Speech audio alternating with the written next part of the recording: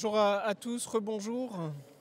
Voilà, lançons nos échanges donc, sur le numéro 6 de votre petit boîtier. Puis on est aussi suivi, on est filmé et cet échange est susceptible de faire l'objet de replay. Donc merci beaucoup. Depuis ce matin, on parle de différents enjeux, différentes problématiques en matière de revitalisation des territoires. On a parlé tourisme, on a parlé des méthodes juste avant inspirantes. Je vous propose de parler maintenant transition durable et cette loi d'août 2021, la loi ZAN sur le zéro artificialisation nette qui pose un certain nombre d'enjeux, de potentialités, de problématiques aussi localement. On va en parler, on est ensemble jusqu'à 15h45 et je vous proposerai d'intervenir si vous avez des questions d'ici une petite demi-heure. Mais place à mes invités, à nos invités, à mes côtés Laurent Girometti, bonjour. Vous êtes directeur général d'EPA Marne EPA France, les établissements publics d'aménagement de Marne-la-Vallée, c'est bien ça? C'est bien ça. À vos côtés, Vincent Malfer, bonjour. Vous êtes le directeur général de CERN, Société d'équipement d'aménagement du Rhône et de Lyon. Et ravi de vous retrouver. Vous étiez avec moi ce matin, Isabelle Bonaujoin, responsable du pôle entreprise publique locale au sein de la direction investissement de la Banque des Territoires. Je me tourne vers vous, Laurent Girometti. Expliquez-nous votre vision de la sobriété foncière, quelles actions vous mettez en place, à la fois avec votre casquette, je le disais, de directeur d'EPA Marne EPA France, et vous êtes aussi membre du club Ville Aménagement d'autre part, une association dont la Banque des Territoires est partenaire. Alors, sur cette loi qui a une ambition assez forte, le rythme national, je cite la loi, le rythme national de l'artificialisation des sols doit être tel que sur la décennie à venir, la consommation totale d'espace observé soit inférieure à la moitié de la consommation totale observée sur la décennie écoulée. La phrase est un peu longue, mais elle fait sacrément sens, si je puis dire. Qu'en pensez-vous? Comment vous analysez? Est-ce que c'est jouable? Il y a plusieurs questions dans votre question. Alors, la loi étant prise, je ne pense plus, bien sûr. On ne va pas la contester, bien sûr. Bon, on ne va pas la contester. Non, je dirais que son objectif, il n'est pas spécialement nouveau. Ce qui est nouveau, c'est en effet une affirmation beaucoup plus raide, parfois perçue comme frontale, de mettre en œuvre cette sobriété foncière. Un point d'attention et de vigilance, et on le voit aujourd'hui, c'est dans la question de la déclinaison. C'est-à-dire qu'il y a un objectif global, en effet, de division par deux, qui se traduit ensuite à des niveaux régionaux, puis ensuite dans des stratégies locales. Et je dirais que c'est ça aujourd'hui qui met un peu les territoires, évidemment, en tension et en ébullition autour de tout ça. Moi, j'aurais tendance à dire que le premier point, c'est de ne pas perdre de vue, effectivement, la logique générale, la finalité. C'est-à-dire que la nécessité d'un aménagement qui soit plus respectueux de l'environnement, qui soit moins émetteur en carbone, je pense que voilà, tout ceci est partagé. Et qu'ensuite, il faut vraiment réfléchir sur qu'est-ce que ça signifie, quelles sont les finalités en fait, qui sont derrière cet objectif. Et donc pas seulement s'arrêter à l'arithmétique. En fait, je pense qu'on perd beaucoup si on se concentre d'abord finalement sur, et malheureusement parfois les textes peuvent conduire à ça, et on a bien conscience, et on voit comment les débats après se focalisent immédiatement sur des choses assez byzantines et dans lesquelles on peut vite se noyer autour de mais alors qu'est-ce que ça compte, comment je fais, etc. Bon, mais il faut juste peut-être à un moment se replacer au niveau de l'objectif générique qui, en effet, interroge la trajectoire et ce qui se passe au niveau de chaque territoire. C'est-à-dire que l'objectif, et ça, pour le coup, le gouvernement a été assez clair là-dessus, c'est pas de tout coincer, c'est pas de dire il n'y a plus moyen de faire un projet, mais par contre, il y a un message très clair d'adaptation des trajectoires et quelque part d'examen de distinction de ce qui est de la bonne artificialisation encore et de la mauvaise artificialisation, de ce sur quoi on peut gagner. Bref, il y a tout un travail d'intelligence territoriale qui est à faire. Et ça, c'est pas la loi qui l'écrit. Donc derrière, il faut aussi s'en saisir.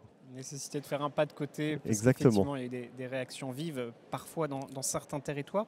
Est-ce que vous êtes d'accord sur le fait que c'est un changement fort, un changement radical? Est-ce qu'on peut parler d'un avant et d'un après ZAN?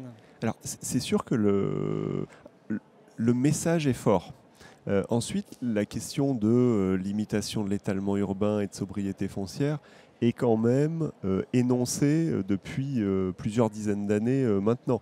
Et ça interroge d'ailleurs assez fortement justement la distance qu'il peut y avoir entre une conscience assez partagée à certains niveaux, chez certains acteurs en tout cas, et souvent chez les acteurs professionnels autour de ces sujets-là, mais aussi la réponse aux besoins, aux aspirations et aux demandes qui s'expriment de la part aussi des utilisateurs finaux. Donc il y a une vraie question qui est posée là-dessus. Donc le sujet, il n'est pas nouveau.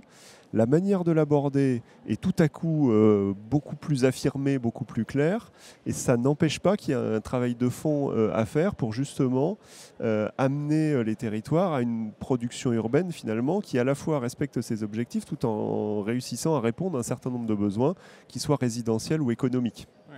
Certains disent ou peuvent considérer que tout ça est contradictoire, d'avoir d'un côté un besoin réel de création de logements, même un vif besoin de création de logements dans certains territoires, et puis lutter contre l'étalement urbain que semble porter le gouvernement.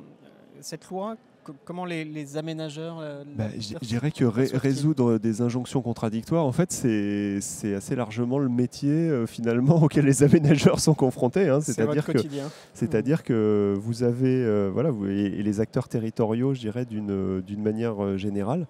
Donc en effet, il y a des manières quand même, et bon, enfin ça, Vincent en parlera, on peut en parler aussi, mais il y a des manières d'aménager plus sobrement, des manières de reconvertir, etc., etc. Il faut réussir à rencontrer les besoins exprimés, le cas échéant à les infléchir. De ce point de vue, moi je trouve qu'il y a plus de travail encore dans le domaine, par exemple, des locaux d'activité que dans le domaine strictement résidentiel, mais pour autant, des acteurs s'y mettent et ils se passent plein de réflexions. Enfin, tout le monde réagit autour de ça. C'est au moins un des mérites, par contre, de cette loi, c'est que, elle encourage quand même tout le monde à réfléchir au modèle. Après, il ne faut pas se cacher qu'il y a des conséquences concrètes sur les coûts. Donc ça, tout le monde peut le partager, et que ça peut interroger effectivement les modalités de financement, les modalités de détention aussi du foncier en lui-même, et donc finalement d'avoir des réflexions en chaîne. Voilà. C'est-à-dire que c'est pas seulement, c'est pas seulement le moment de l'aménagement, c'est derrière finalement comment le bien est détenu, comment finalement son modèle économique existe ou pas. Enfin, donc beaucoup de questions. Depuis ce matin, sur nos différents ateliers, on met en avant, on met en discussion les méthodes nécessaires, les méthodes qui marchent. Est-ce que ça rejoint un peu votre constat? Ces méthodes, c'est d'avoir une vision de son territoire, d'avoir une vision politique, d'avoir une volonté aussi de co-construire ou à tout le moins d'associer tous les acteurs, s'appuyer sur les citoyens. Ça, c'est les bonnes méthodes, c'est la bonne approche. Je pense que c'est des sujets qui ne peuvent pas avancer sans dialogue en fait. Et on le voit, dialogue entre services de l'État, aménageurs, collectivités, c'est notre lot quotidien. Dialogue aussi avec les acteurs, avec les acteurs économiques qui sont les premiers concernés.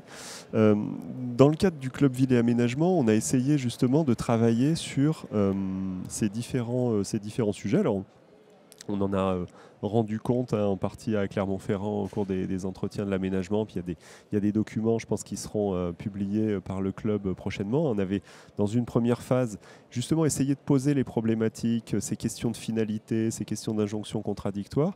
Puis dans une deuxième phase, on a travaillé sur des sous-sujets qui nous paraissaient importants.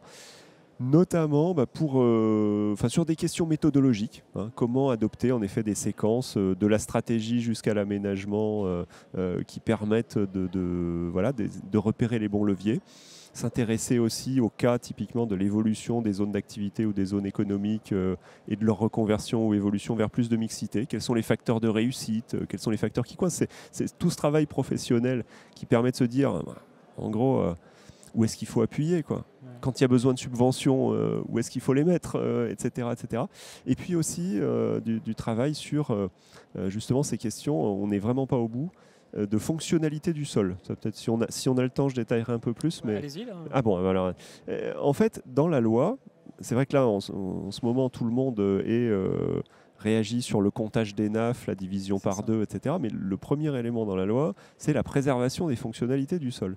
Et cette partie-là de la loi, c'est quand même aussi celle qui renvoie aux finalités que j'évoquais tout à l'heure, hein. La finalité que l'eau puisse s'infiltrer, la finalité biodiversité, la finalité stockage carbone.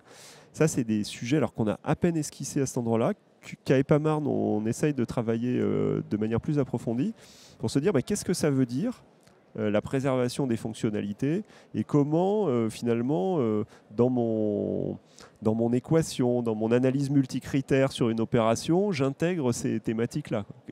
Comment je mesure, qu'est-ce que ça veut dire, de quels indicateurs je peux me doter pour essayer de faire de meilleurs choix en la matière. Voilà, donc ça, c'est tout un champ où il y a même, je pense qu'il y a du travail pour plusieurs années sur ce genre de sujet pour aménager plus intelligemment. On voit bien les méthodes, on voit bien les enjeux. Peut-être, dernière question, dans vos rencontres, dans vos échanges, à la fois avec l'association et dans vos responsabilités, vous avez des exemples, des retours appuyés sur des exemples peut-être précis, alors, des cas de figure? À la limite, je vais vous citer des exemples que je connais bien parce que c'est des opérations d'EPAMARN. On veut comprendre ce qu'ils disent aussi de ce texte, de son appréhension par tous les acteurs. Mais justement, je pense que c'est important en fait, de se doter de cas concrets. Ouais. Énormément de territoires sont déjà, bien sûr, et de longue date, sur les sujets de recyclage urbain. C'est pas la totalité de la production, mais en tout cas chez les aménageurs, je veux dire, c'est un virage qui est déjà largement pris. Ça me semble important d'en discuter justement avec des acteurs économiques qui, eux aussi, ont parfaitement conscience de ce virage. Sans faire de publicité aucune, mais dans le cadre des travaux du Club Ville et Aménagement,